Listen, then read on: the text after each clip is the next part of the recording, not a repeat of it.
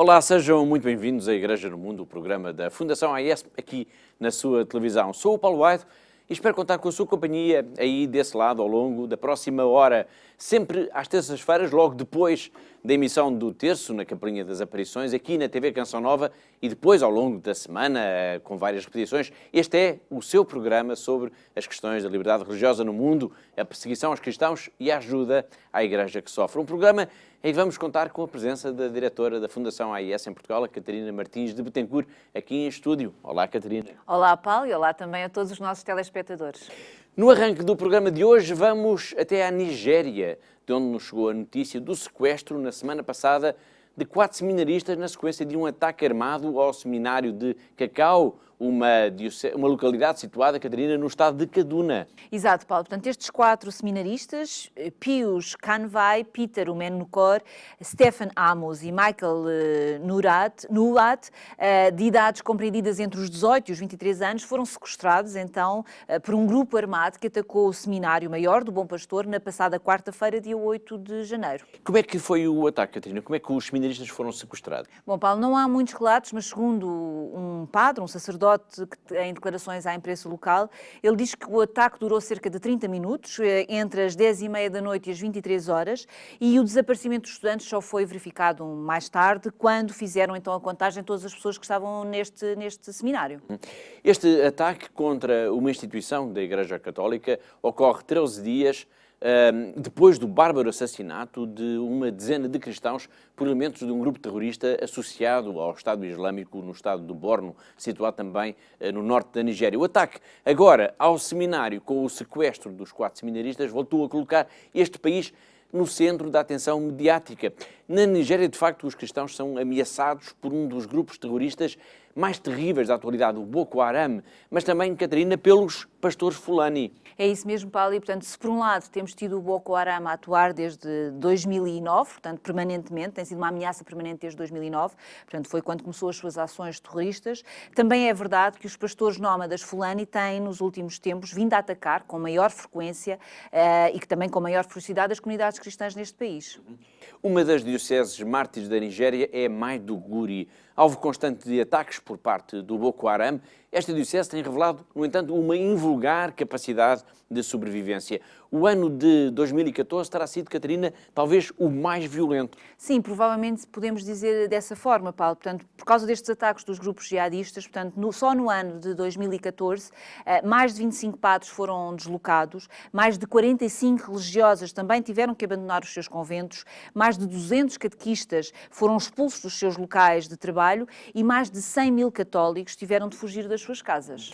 Ao longo destes anos, a Fundação AIS nunca abandonou esta diocese. Por isso, o bispo de Maiduguri, Dom Oliver Doem, tem publicamente agradecido inúmeras vezes essa solidariedade. Vamos agora ver um desses testemunhos, um agradecimento, no fundo, à AIS.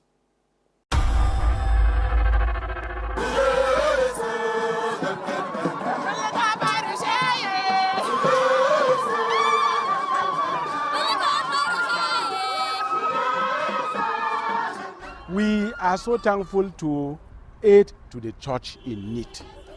This is an organization that has been assisting us, especially in this trying moment in our life as a church in this diocese.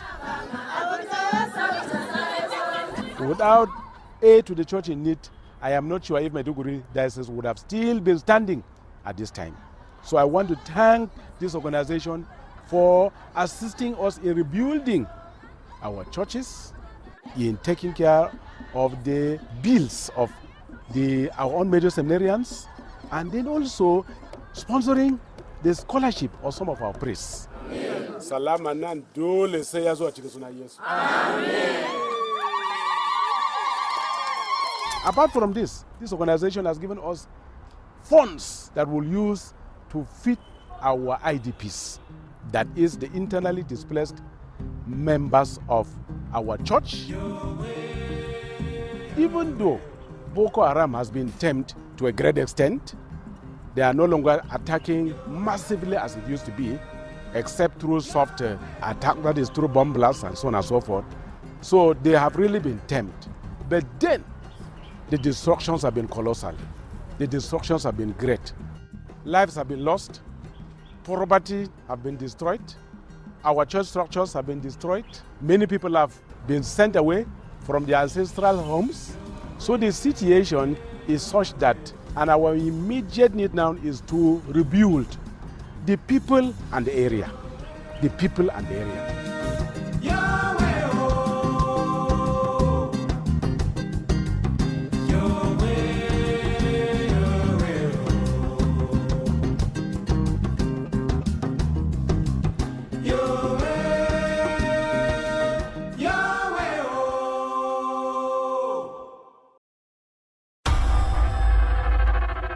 Agora vamos até ao Haiti, pois assinalou-se no domingo, dia 12 de janeiro, 10 anos sobre o sismo brutal que atingiu este país, que infelizmente continua em profunda crise. Já vamos desenvolver esta questão, mas para já vamos recordar aos nossos telespectadores a dimensão do terremoto que sacudiu o Haiti, fez agora 10 anos. Foi, Catarina, o mais violento tremor de terra nos últimos 200 anos. Precisamente, Paulo, e o balanço é trágico. Portanto, mais de 230 mil pessoas perderam a sua vida em consequência deste tremor de terra, cujo epicentro se situou a cerca de 20 km da capital, Port-au-Prince, uma cidade que ficou praticamente devastada. Portanto, houve mais de 3 milhões de haitianos que, e isto segundo as estimativas das Nações Unidas, que foram de alguma forma afetados por este tremor de terra.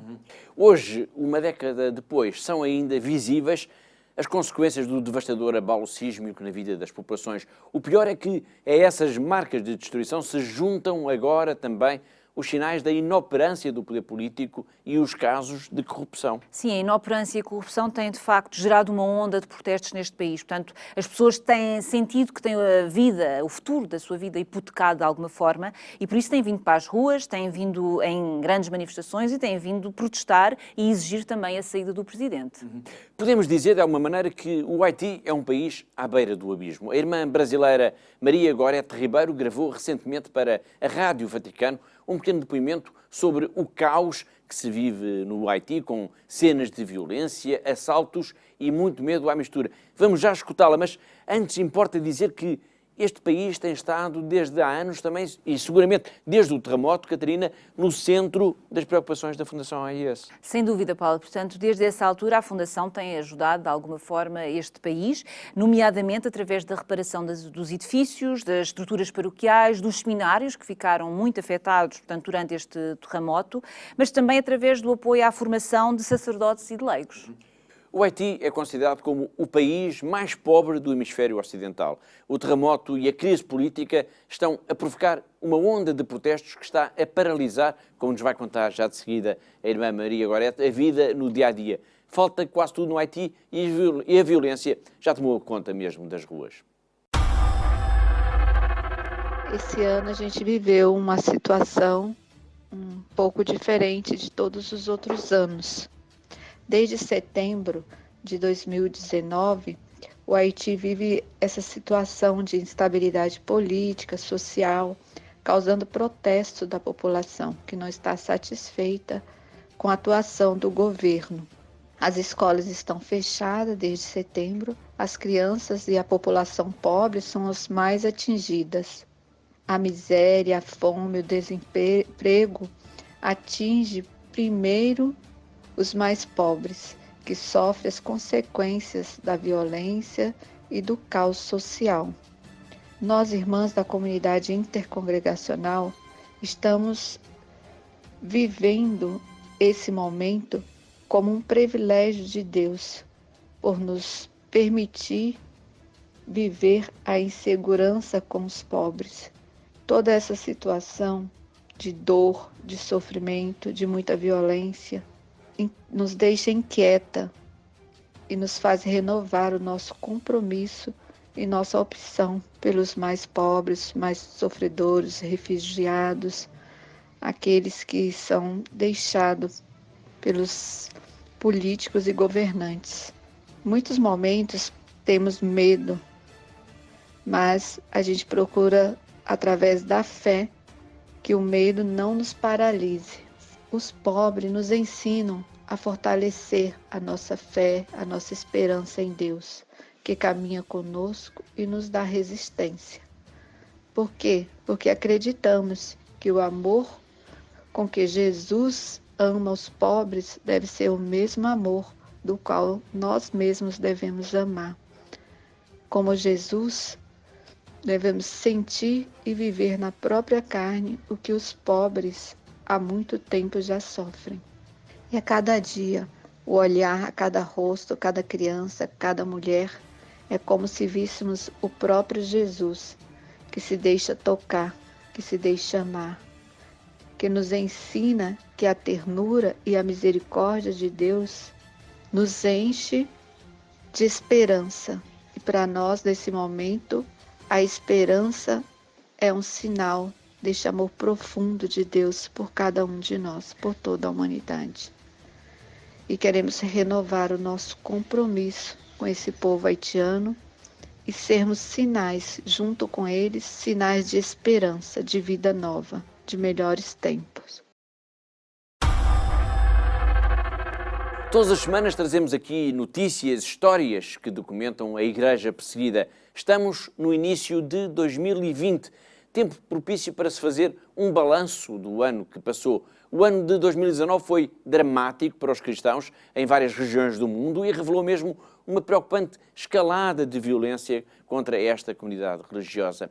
Na memória de todos estão, por exemplo, os ataques a 3 igrejas no Sri Lanka no domingo de Páscoa, que causaram mais de 250 mortos. E, infelizmente, este, Catarina, não foi um caso isolado. Infelizmente não foi de todo, Paulo. E, portanto, já que estamos a fazer como que um breve balanço do 2019, deixe-me dizer aqui que o nosso Presidente Internacional, o Presidente Internacional da Fundação AIS, Thomas Engelder, enviou-nos uma mensagem em que fala precisamente desta questão e tendo considerado que 2019 foi um ano de mártires, um dos anos mais sangrentos da história dos cristãos. Muito bem, vamos então falar dessa mensagem em que o Presidente Internacional da AIS refere a alguns países como sendo de maior preocupação. Que países são esses, Catarina? Bom, Paulo, Thomas Engelder referiu essencialmente como país onde há estes sinais preocupantes para a comunidade cristã, o Burkina Faso e os Camarões, portanto situados no continente africano, mas também mencionou a região do Médio Oriente, nomeadamente o Iraque, a Síria e o Líbano. Vamos continuar a abordar então a mensagem do Presidente Internacional da Fundação AIS de balanço do ano de 2019, mas para já vamos ver o momento em que ele agradece a generosidade dos benfeitores da ajuda à Igreja que sofre, muitos deles aqui em Portugal, generosidade que tem permitido manter viva e atuante esta instituição que depende diretamente do Santo Padre. As we are approaching the end of the year, we have a good opportunity to review 2019.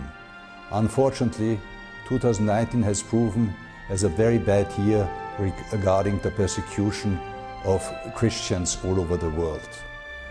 More than 250 million of Christians live in countries where they are endangered by discrimination and persecution. However, thanks to your generosity and your help, ACN was again enabled to assume its mission in helping the persecuted and suffering church. For that, I would like to thank you with my full heart.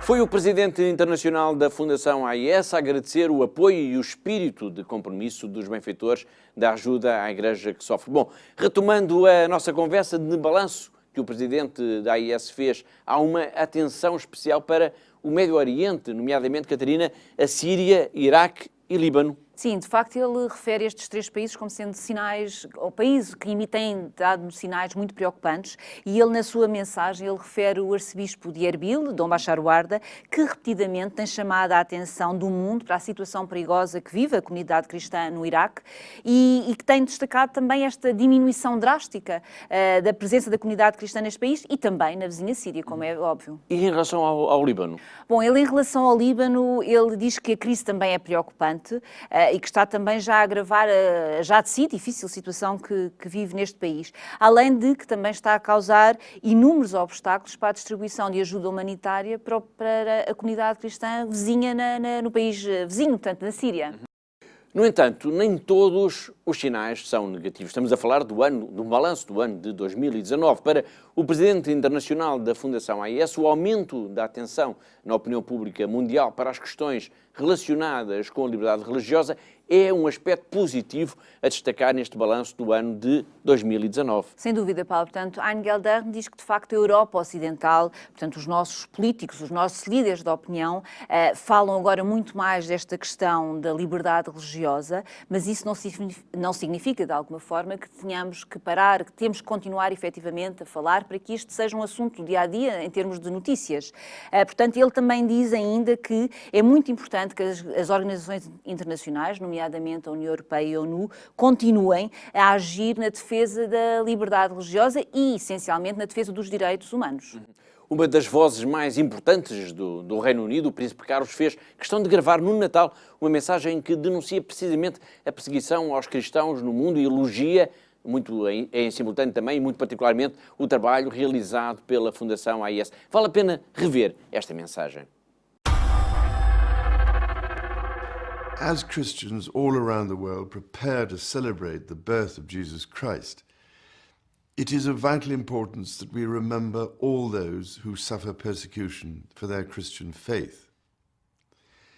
I recently had the great privilege of meeting a priest who had ministered to those in Sri Lanka who were so dreadfully injured in the barbaric attacks this year on churches on Easter Day. With nearly 260 killed and more than 500 injured in that appalling atrocity, Sunday the 21st of April was the single worst day of violence targeting Christians in the modern era. But tragically, it was not an isolated example. I also met a religious sister recently who told me most movingly about the situation in Syria, where, with immense courage and in impossible conditions, she provides crucial support to Christians and others escaping violence and death. A report in October by the charity, Aid to the Church in Need, found that within a decade, up to 2/3 of Christians have fled Syria. In Iraq, Christian communities have shrunk by up to 90% within a generation.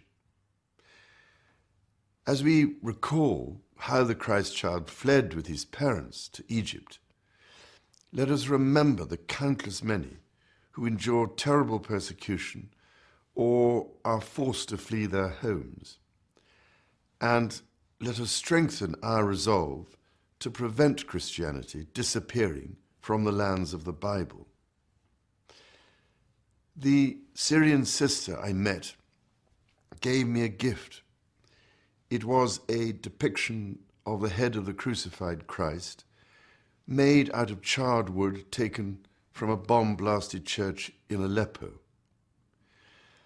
As we mark this holiest of seasons in the Christian calendar, may I assure those of you who carry the cross of suffering today that you are in my most special thoughts and heartfelt prayers. And to Christians everywhere, may I wish you a peaceful, safe, and holy Christmas.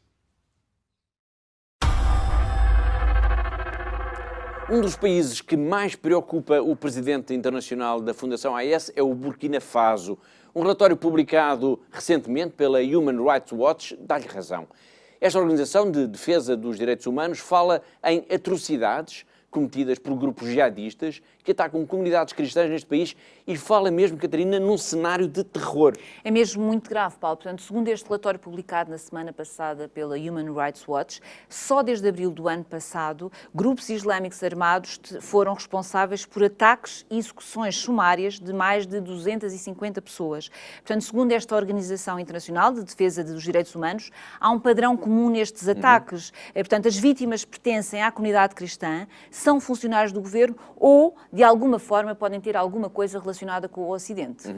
A Human Rights Watch documentou 256 assassinatos em 20 ataques cometidos desde abril do ano passado por grupos jihadistas identificados como aliados da Al-Qaeda. Entre os testemunhos recolhidos, há situações, de facto, Catarina, muito preocupantes. Sim, Paulo, de facto são mesmo muito preocupantes estes sinais, estes testemunhos e, portanto, nestes testemunhos recolhidos por esta organização, houve casos em que as vítimas foram mortas a tiro, em mercados e aldeias, enquanto rezavam, por exemplo, em igrejas ou mesquitas, ou se encaminhavam, por exemplo, para campos de deslocados. Portanto, e essa é outra conclusão muito preocupante, Paulo, que por causa destes ataques, com o aumento da insegurança que tem crescido nesta região, também o número de deslocados nesta região tem aumentado e, segundo a ONU, mais de 500 mil de pessoas foram obrigadas a abandonar as suas casas neste período.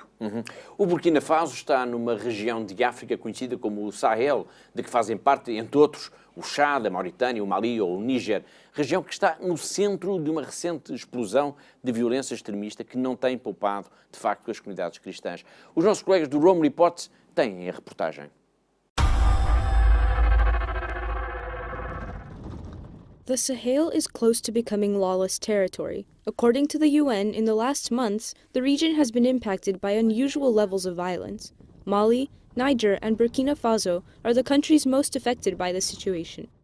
As we speak, millions of people are desperately hungry in the Sahel. Hundreds of thousands of people are being displaced. Thousands of people are being killed because of extremism and violence. In Burkina Faso alone, there's been a 500% uptick and increase in displacement. 1/3 of the nation is now a conflict area. This is a catastrophe, and we've got to act, and we've got to act now. The insecurity in Burkina Faso is alarming. Practically daily, some area of the country experiences an attack against the helpless population or security forces. The number of internally displaced people surpasses the 500,000 mark. Thousands of them were forced to flee. As a result, the emergency is also a nutritional crisis. The UNHCR alerts that the conflicts between communities and jihadists are responsible for this humanitarian tragedy. Since the beginning of the year, dozens of Christians have been killed for their faith. Many others have left their towns and communities. Today, many people are displaced within the country. It's a very difficult situation for the affected diocese and for the people who have abandoned everything because of their faith or ethnicity. Those affected aren't just Christians, but it's true that Christian communities have become clear targets. Father Roger belongs to the Diocese of Dori, in the northern part of the country. It's one of the regions most brutally impacted by the unrestrained violence attributed to jihadist militias from Niger and Mali. The belief is that some of these groups are responsible for the kidnapping of Father Joel Yugbare, a friend of Father Roger. We don't know who took him. It's practically certain it was the terrorists. From which group or what they want, there have been no more news since March 17, 2019. We pray a lot. The whole country is united in prayer with the Diocese of Dori so it can be freed. We as priests don't have the freedom of movement. We have to take strong security precautions. We can't leave the parish, we can't go to certain areas, and we have to follow strict security norms to protect our lives. It was at this encounter, organized by Aid to the Church in Need, where Father Roger explained the details of the dramatic situation in Burkina Faso. The priest calls for the world's support. He asks Christians to pray for the fate of his country, currently entrenched in an unprecedented humanitarian crisis. Está a ver Igreja no Mundo, o programa da Fundação AIS, em que todas as semanas aqui na sua televisão passamos em revista o que de mais importante aconteceu no que diz respeito à liberdade religiosa. Sou o Paulo Aido e comigo em estúdio está a Catarina Martins de Betancourt, a diretora da Fundação AIS em Portugal.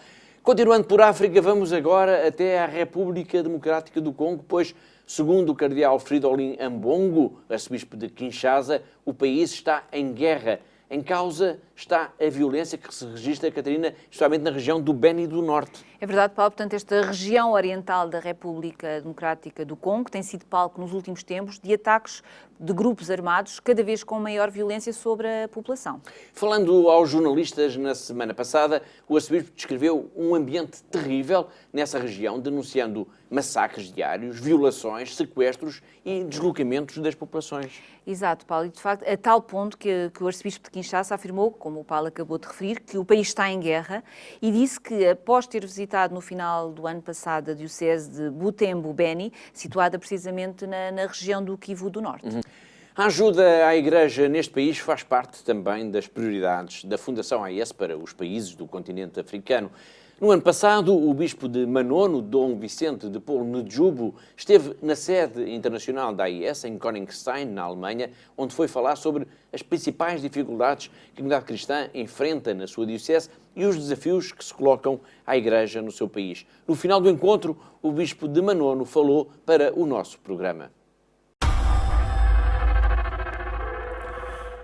Da quando sono vescovo della diocesi di Manono in Congo, ogni anno vengo qua all'aiuto alla Chiesa che soffre. Vengo per parlare un po' del Congo, della diocesi e di quello che si può fare insieme.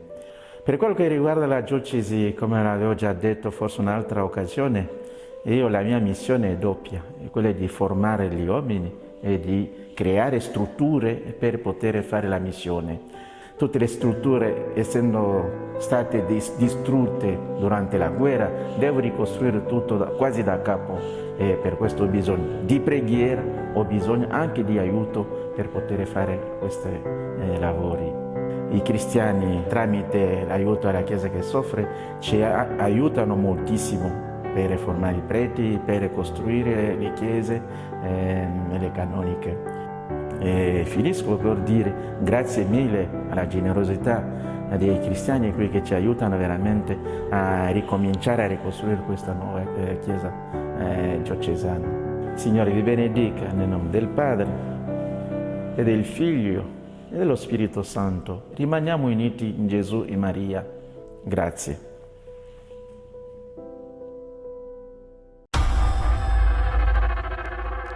E com esta peça sobre a Igreja na República Democrática do Congo, chegamos ao fim da primeira parte do nosso programa. Vamos agora para um breve intervalo. Deixe ficar por aí. Voltamos dentro de instantes.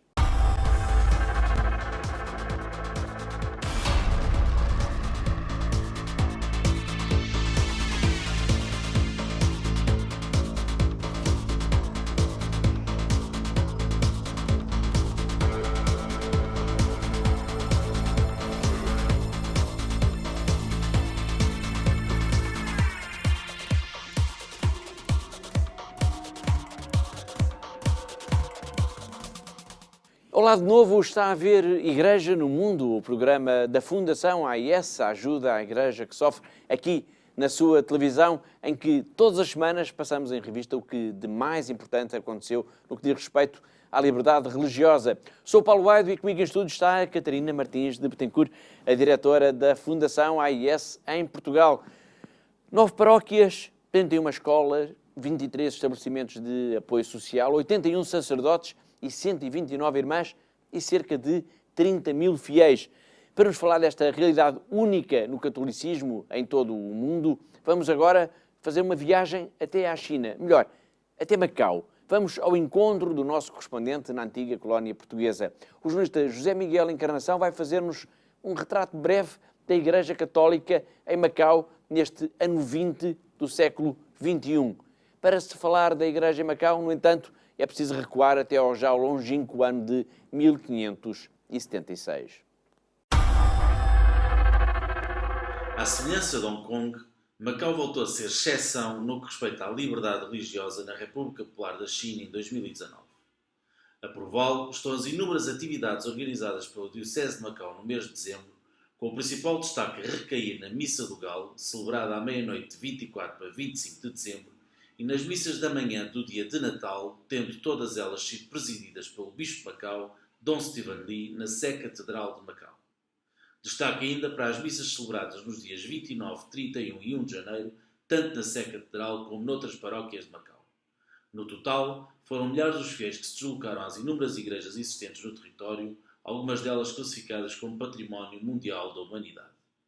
A Diocese de Macau foi ereta em 1576, contando atualmente com 9 paróquias, 31 estabelecimentos educacionais, 23 estabelecimentos de assistência social, vários serviços de comunicação social e serviços pastorais, para além de 81 sacerdotes, 29 irmãos religiosos e 199 irmãs religiosas.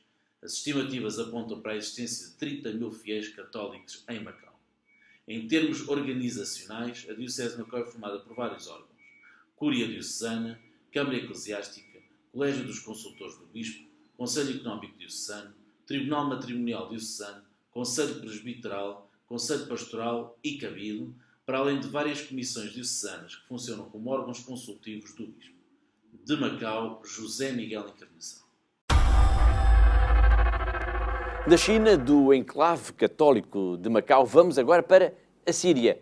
Os tempos difíceis que se vivem neste país por causa da guerra e das sanções económicas dão maior valor aos gestos de solidariedade para com as famílias em maior necessidade. A irmã Annie de Mergen fez questão, neste Natal, de agradecer de viva voz toda a ajuda que recebeu para a sua comunidade através, Catarina, da Fundação AIS. É verdade, portanto, numa mensagem que gravou em Alepo, a nossa querida irmã Annie de Mergen agradece então toda a ajuda que a Fundação AIS tem disponibilizado para as crianças, para os idosos e para as famílias, especialmente para os que estão a sofrer, de facto, estas consequências gravíssimas da guerra. Portanto, é uma ajuda que é o resultado, então, da generosidade dos nossos benfeitores, dos nossos amigos, da Fundação AIS em todo o mundo, também aqui em Portugal, com certeza, e que tem traduzido, de facto, tem-se traduzido na distribuição, por exemplo, de alimentos, de medicamentos, de roupa, de sapatos e até de artigos de higiene. Na mensagem que vamos ouvir já de seguida, a irmã Annie refere expressamente, Catarina, as crianças. Sim, ela, além dos idosos e das famílias, que referiu na sua mensagem e que têm passado maiores privações, ela faz de facto, a irmã faz de facto questão de destacar a ajuda que nós temos dado, este gesto de solidariedade que a Fundação AIS tem dado para as crianças da Síria. E segundo ela, mais de 19 mil crianças neste Natal, portanto em toda a Síria, tiveram de facto um presente que é o resultado da oferta, da generosidade dos nossos benfeitores e amigos, também aqui de Portugal, com certeza. Muito bem, vamos então escutar essa mensagem que é um muito obrigado da irmã Annie de Mergen. Dear brothers and sisters in Christ, I'm very happy to have this opportunity and send you a message to thank you for all what you are doing for our people and families, especially those who's suffering from the consequences of the war. You don't imagine when the old people receive the aid, how they cry and they open their hands and they thank you. They thank you and they told us they pray for you. Really, you are in their prayers daily. And they are grateful to all what you are offering to us.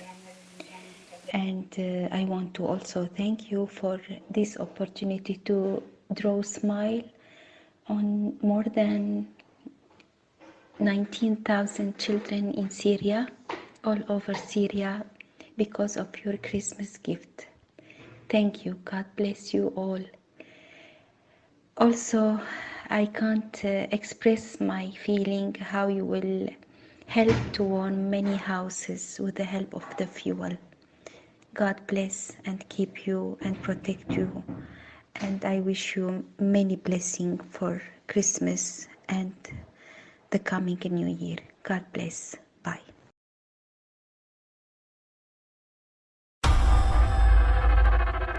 Síria, China, República Democrática do Congo, Burkina Faso, Líbano, Iraque, Haiti e Nigéria. Todos estes países de que já aqui falámos no nosso programa de hoje têm experimentado com maior ou menor dramatismo a realidade da Igreja perseguida. Nestes países, com mais ou menos violência, com maior ou menor conhecimento por parte da opinião pública, os cristãos são vítimas de violência, de sequestro, de perseguição.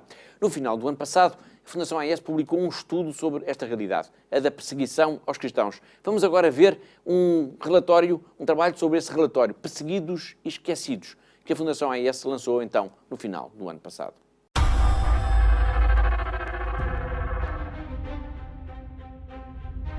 O cristianismo é a religião mais perseguida do mundo e, no entanto, muitos têm uma ideia pouco clara da dimensão da crise.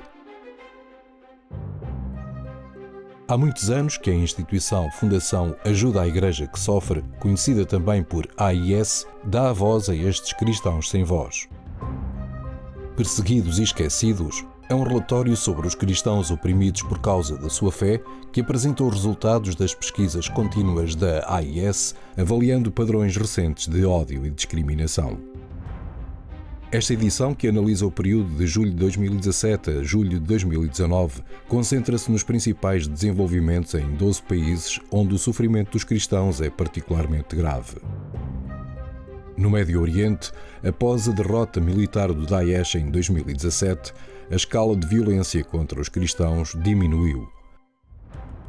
Mas as evidências sugerem que os radicais islâmicos deixaram para trás um legado de crescente hostilidade em relação aos cristãos provocado por militantes que atuam na clandestinidade. O genocídio, a pobreza extrema e o islamismo dizimaram as comunidades cristãs no Iraque e na Síria.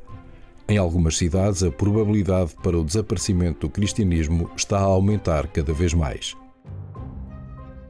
Em algumas partes de África, da Nigéria no Ocidente a Madagascar no Oriente, os radicais islâmicos estão a tentar eliminar o cristianismo usando a violência em alguns lugares e a coerção noutros.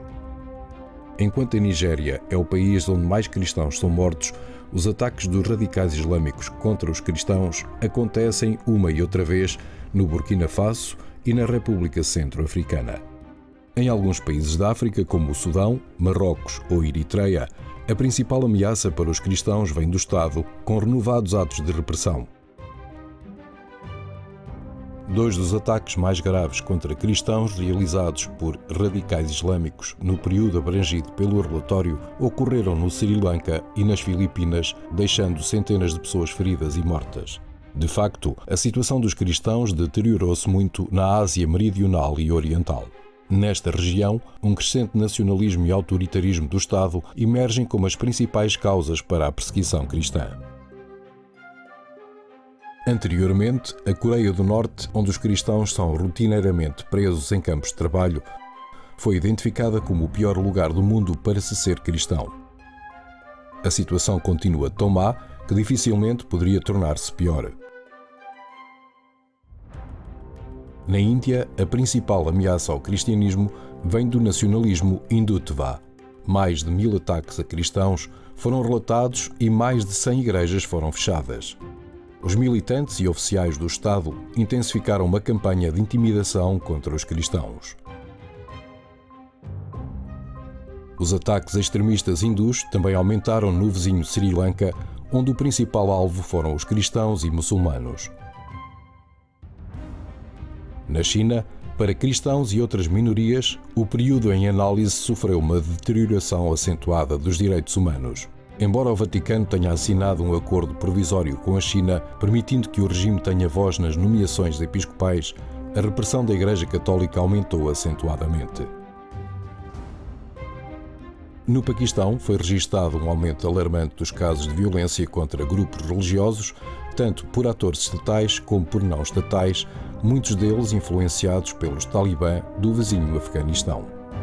Apesar do avanço com a absolvição da Asia Bibi, uma mulher cristã no corredor da morte por acusação de blasfémia, o governo falha em enfrentar o crescente clima de intolerância em relação às minorias. As iniciativas da comunidade internacional em resposta à perseguição de cristãos emergiram como um tema importante durante o período analisado pelo relatório. Em resposta à crescente preocupação de que o Ocidente ignorou amplamente a perseguição cristã, a comunidade internacional demonstrou um envolvimento sem precedentes com o tema nos 2 últimos anos. Independentemente do que possa resultar das iniciativas da comunidade internacional, estas demorarão a materializar-se. Diante de constantes ataques violentos, êxodo forçado e possível extinção, os cristãos, mais do que nunca, não têm tempo para esperar. Seja no Iraque, na Síria ou em qualquer outro lugar, futuros historiadores poderão dizer que foi mais um caso em que se fez muito pouco e demasiado tarde. Quaisquer que sejam os desafios do futuro, a AIS permanece comprometida em ajudar os cristãos não apenas a sobreviver à perseguição, mas também a testemunhar a sua fé. O seu testemunho de esperança contra todas as probabilidades é a maior fonte de inspiração para todos aqueles que estão dedicados a ajudá-los.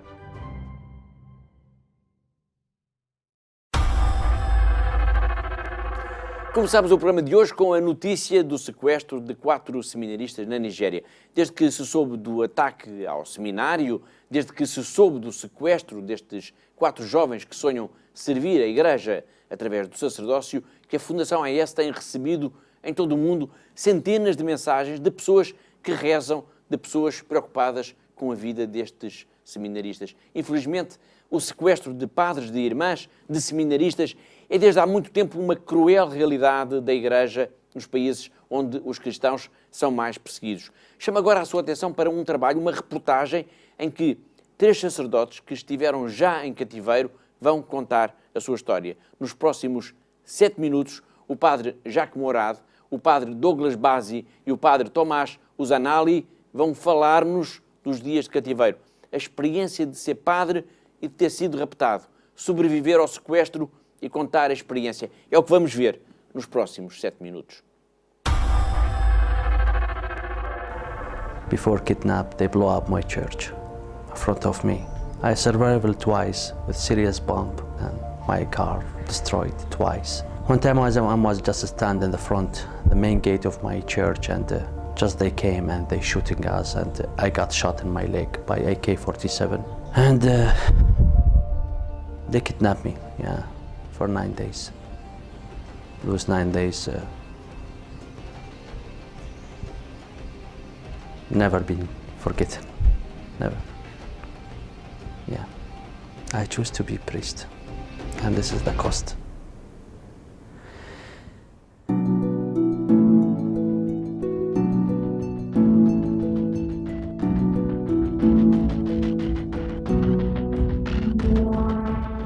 Ce jour-là, il y a un groupe de djihadistes qui sont entrés dans le monastère de Marlian où j'ai vécu pendant 15 ans. After the Sunday Mass, I went to visit friends. So when I went, immediately there were 2 cars and they blocked the highway in front of me, and suddenly they stopped me and they jumped from the car. Many people they were covered with a gun, and they opened immediately the doors and they took me from the car and put me in the back. I came out of the sister's home to enter to the other drive which leads to the old age home. But halfway through, I heard 2 gunshots from near the main gate. An armed man with an automatic gun got hold of my hand. In a short while, they brought 2 of the sisters, Mother Teresa sisters, and I could hear 2 gunshots. And the other 2, I could see them being shot on the head from behind in close range.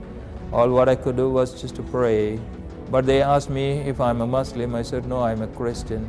For whatever reason, after a short while, they opened the trunk of the car, asked me to get in, they helped me to get in. Then, of course, my stay of 1.5 years began that way. Il nous a mis dans la voiture de monastère, il nous a amenés dans le désert. Sur la route, j'étais en train de prier le chapelet et pendant le 3e mystère, j'ai senti un cri très fort dans mon cœur, dans mon âme, qui dit « Je vais vers la liberté ». Mais moi, j'étais étonné. Mais qu'est-ce que c'est? Qu'est-ce que signifie ce phrase? Qu'est-ce que c'est? Pendant ça, j'ai eu un paix dans mon cœur que j'ai senti qui remplit tout ce désert qui est autour de moi. When they put chain in my hand, this is the left of the chain, it was 10. So I used to pray the rosary. When I was praying, it was just the voice like, don't be worried, you are not alone. To me, it was enough, completely enough. J'avais toujours cette soif de s'unir avec Jésus. Chaque dimanche, c'était très difficile. Tous les dimanches, c'était très difficile pour moi. Et alors, j'ai célébré toujours la messe dans mon cœur. Et j'ai appelé la messe de la nostalgie. Comme ça, simplement. So either I would sit or lie down, say the prayers of the Mass, and spiritually ask the Lord to provide me bread and wine. That way I used to celebrate the Eucharist almost every day and pray for everyone who is dead, who is alive, for end of war, for my captives, and so on and so forth. Angry, yes, but hate, no. I remember they asked me, what do you think who we are? I think that if any one of you has chance to finish the school or to finish the college, anyone will you be at least teacher, maybe doctor and engineer. But I thought the life, it was very hard with you. That's why you left the school and someone is using you, situation like this. It was silent. And after that, each one started to talk about his own story. It wasn't difficult for me. I had governed myself to the Lord's will. Certainly the Lord Himself has taught us to forgive our enemy and to pray for. I used to do that. Et si moi je suis sauvé, je suis vivant, je suis libre aujourd'hui, c'est pour témoigner comment et combien le bon Dieu est proche. Il ne nous laisse pas et la Vierge Marie nous protège par sa prière et sa présence auprès de nous. And I live to be a witness to the Lord and proclaim that the Lord is God and is alive. Je considère cette période comme une grâce que le bon Dieu m'a donnée. Faith, yeah, it's really strong. It's really what we need in our life. But faith without action, it's just words. So take your action seriously and save the part that's mean my church, because we are in one body but different parts. La disponibilité de donner la vie pour la vérité, c'est le chemin qui nous amène à la vraie résurrection. If we are not able to be present directly to help the individual who are suffering, the missionaries, the people are faithful who are suffering for their faith, persecutions, definitely our prayers will support and strengthen them. Quand je suis sorti, j'ai su combien de gens ils ont prié pour moi et pour tous les chrétiens qui ont été sauvés, libérés. Mais cet remerciement continue. Nous sommes appelés à continuer à prier très fort avec tous nos cœurs pour la paix dans notre pays, pour la paix dans notre monde. He has heard the prayers of every one of us, every one of you, and has given an answer. So it is to this truth that I bear witness. Thank you, dear brothers and sisters, for your prayers from all over the world. My message to everyone is this, that trust in Jesus, He is alive. E assim, depois desta viagem aos dias de sequestro destes 3 sacerdotes, chegamos ao fim de mais um Igreja no Mundo. Agradeço a presença da Catarina Martins de Betancourt aqui em estúdio e espero por si na próxima terça-feira, logo depois da emissão do terço na Capelinha das Aparições. Despeço-me com amizade, até ao próximo programa, até à próxima semana, se Deus quiser.